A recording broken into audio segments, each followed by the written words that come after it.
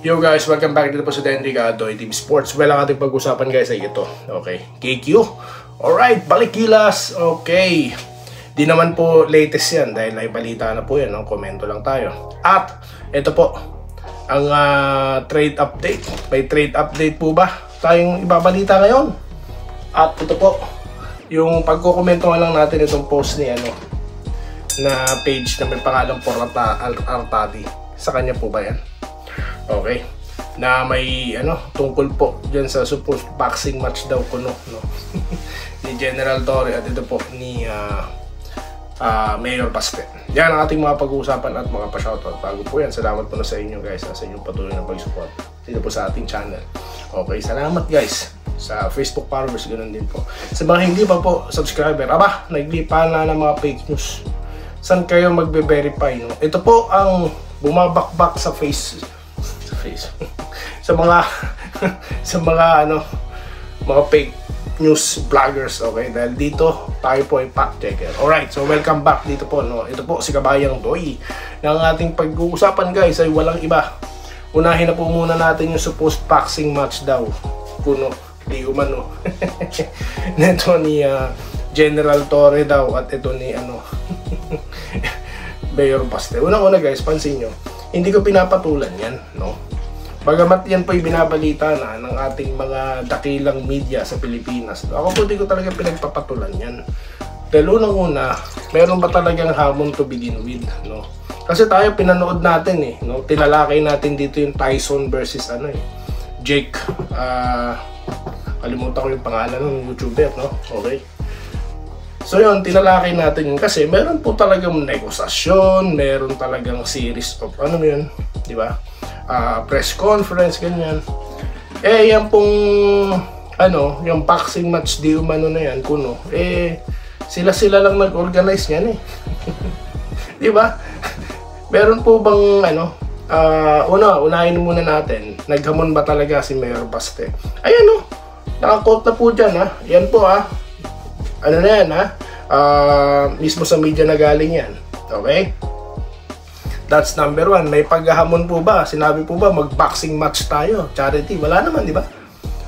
Number two, sino yung naghamon ng charity? Or sino nag-propose ng charity? Di ba si kampo ni General Torre? Pangatlo, nag-agree po ba si Paste? No? Wala naman pag-agree, di ba? Naglatag pa nga siya ng kondisyon kung talagang gustong gawin yan. Anong ginawa nila?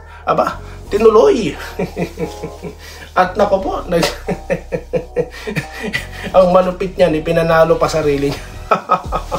Nagpalakpakan pa yung mga ewan ko ba guys, no? Balita ko marami daw po, correct me if I'm wrong, na mga pulis daw po nagpuntahan dyan, po. Kamusta naman po kaya ang crime rate during that time? Tumigil din po ba? Katulad ng boxing match ni Pacquiao na tumitigil ang krimen. Kung totoo po, ang balita na marami daw pong pulis, no? Di umano, okay? Ang nagpunta dyan, no? Tumigil po ba ang krimen? At isa pa, meron ba talagang match na inaabangan dyan, no? Lumipad nga po pa Singapore yung makakalaban niya daw. Wala tayong magagawa yung media rin natin wala ring silbi, wala ring mga kwenta dahil yung mga match boxing na yan binabalita pa sa tao, no? Imbis na pag-usapan ng mga halagang issue ng bansa natin, nakatuon dyan sa boxing match na wala naman pong pinag-ugatan, no? To begin with, dahil wala naman pong paghahamon si Paste base dyan sa statement na yan. Alright, so meron po ba? Yan ang mahirap no, imbis po sa anuhin ng media ito, pag-aralang maigi dahil nag-aral po ng journalist, no? Pinag-aralan nila. Yan po, sinalsal pa nila. Kaya yan tuloy mga tao, no? Pero ang dami pong natatawa na lang, no? Okay, ako po, sabi ko sa inyo, hanggat pari, gigita lang tayo. At, nako, nakalikom pa daw po, no? Sino po naman ang mga buang, no? Ang bibili ng ticket sa isang laban na hindi naman po pinareskon. Grabe po talaga sa Pilipinas, Ay. Anyway, dito na po tayo kay KQ. Ayoko na usapan yan. KQ tayo Di ko lang matiis Kaya nasa bumalik na ng Gilas, no, after ng kanyang training, no. Para sa akin successful yung training niya. Bakit? Meron po siyang nakuha doon, no, ng mga experiences, ng mga learning ganyan. So para sa akin matagumpay po yung ginawa ni Cake yung pagte-training doon. Alright? Dahil di naman tayo nakisalsal sa mga ibang mga vlogger diyan. NBA na daw, Pepperman na daw, nasa Summer League na daw. O ngayon, 'di ba? Wala naman eh. Gusto lang naman mag-workout, mag-try ng tao for his, you know, for his skills, 'di ba? Tayo, hindi nyo ako nabalitaan na may ganyan dito sa Doy TV Sports. One pa kain po tayo, guys. One pa kain po tayo. Alright? So, ano pa? Ano pang susunod natin yung pag-uusapan? Mga trades. Wala. Yan yung kasimple. Wala pong trade. Okay? Wala pa po tayo nababalitaan. Alright? So, mga pa-shoutout po. Mabilis lang. Segundo Aurelio, nangunguna. Okay, watching from Quezon, Butuan, Bohol. Good PM daw po, sabi ni Edwin Transporte. Nagpapa-shoutout, support na lang tayo sa Gilas. Kahit sino makapasama sa lineup, tama po kayo dyan. Vincent Laban, nag-good day, Kabayan Doy. Good luck, Team Pilipinas. Rabil Raimundo, maraming salamat po. Kabayan Doy, big capital letters pa yan, ha? Salamat po, sir, no? Ramil Gonzaga, alam ko nanonood ka rin, no? Alright.